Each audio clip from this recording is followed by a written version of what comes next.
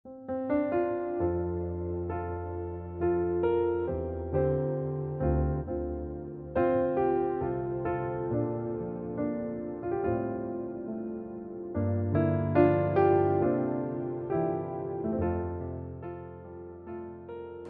selamat pagi Bapak Ibu jemaat terkasih.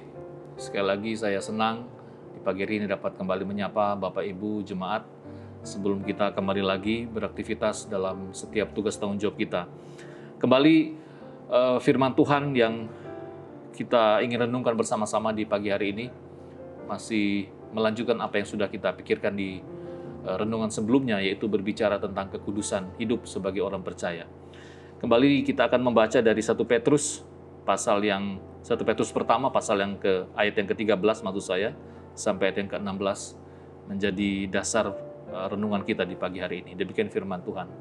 Sebab itu siapkanlah akal budimu, waspadalah dan letakkanlah pengharapanmu seluruhnya atas kasih karunia yang dianugerahkan kepadamu pada waktu penyataan Yesus Kristus. Hiduplah sebagai anak-anak yang taat dan jangan turuti hawa nafsu yang menguasai kamu pada waktu kebodohanmu. Tetapi hendaklah kamu menjadi kudus di dalam seluruh hidupmu, sama seperti Dia yang kudus yang telah memanggil kamu.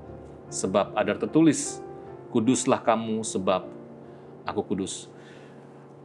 Dalam perenungan firman Tuhan kita di bagian yang pertama, saya mengatakan bahwa kenapa kita sebagai orang percaya harus hidup kudus? Saya katakan bahwa karena kekudusan adalah dasar dari keberkenanan kita di hadapan Tuhan, di ayat yang ke-16. Di bagian yang kedua ini, yang menjadi dasar renungan kita adalah kenapa kita harus menjalani kehidupan kita dengan hidup kudus adalah karena tanpa kekudusan tidak seorang pun dapat melihat Tuhan. Bapak Ibu jemaat terkasih, kalau kita menyadari bahwa kita masih tinggal di dalam dunia ini, kita masih hidup dalam dunia ini, tentunya kita masih rentan dikuasai dan dikendalikan oleh hawa nafsu kita.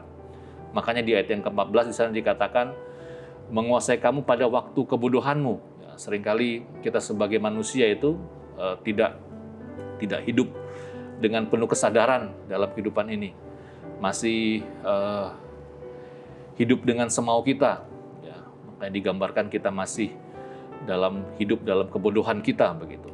Tetapi yang menarik dalam Ibrani pasal yang ke-12 ayat yang ke-14 di sana dikatakan, kejarlah kekudusan. Wah, luar biasa. Sebab tanpa kekudusan tidak seorang pun akan melihat Tuhan. Yang menarik, kata kejarlah kekudusan di sini dalam terjemahan lain dikatakan berusahalah juga untuk hidup suci. Wah, ada orang bilang, wah kita kan tidak bisa hidup suci dalam dunia ini begitu. Tetapi firman Tuhan mengajarkan kepada kita bahwa kita harus mengejar kekudusan. Bahkan kita harus berusaha juga untuk hidup suci. Yang menarik, kata kejarlah kekudusan ini adalah sebenarnya kalimat perintah. Ya, diperintahkan, imperatif, yang harus dilakukan dengan aktif. Kapan ya? Saat ini tentunya, dalam konteks kita sebagai orang percaya. Saat ini. Mengapa? Karena kita mewarisi cara hidup yang sia-sia dari nenek moyang kita itu tadi. Oleh sebab itu, Bapak Ibu jemaat terkasih, di dalam kehidupan kita tidak ada yang tahu ya. Jangan kita lalai tentunya, sekali lagi kita harus berusaha, kita harus mengejar kekudusan. Ya, oleh sebab itu siapkanlah akal budimu. Makanya jelas sekali di ayat yang ke-13 dalam pembacaan kita tadi, sebab itu siapkanlah akal budimu, waspadalah dan letakkanlah pengharapanmu seluruhnya atas kasih karunia.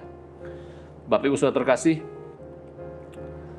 saya berdoa kiranya kita hari ini sekali lagi dapat menjalani hari-hari kita dengan penuh kesadaran, dengan tentunya berharap terus kepada Tuhan agar kita dimampukan untuk menjalani kehidupan ini dengan hidup kudus di hadapan Tuhan. Mari kita berdoa.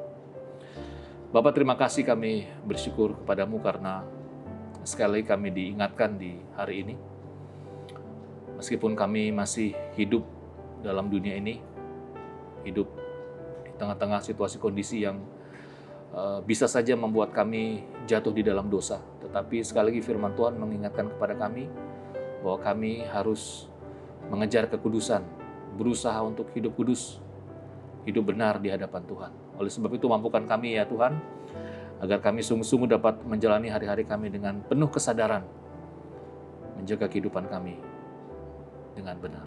Terima kasih Bapa, memberkati setiap pekerjaan kami, memberkati setiap apa yang kami lakukan hari ini. Kiranya semuanya menjadi hormat kemuliaan bagi nama Tuhan.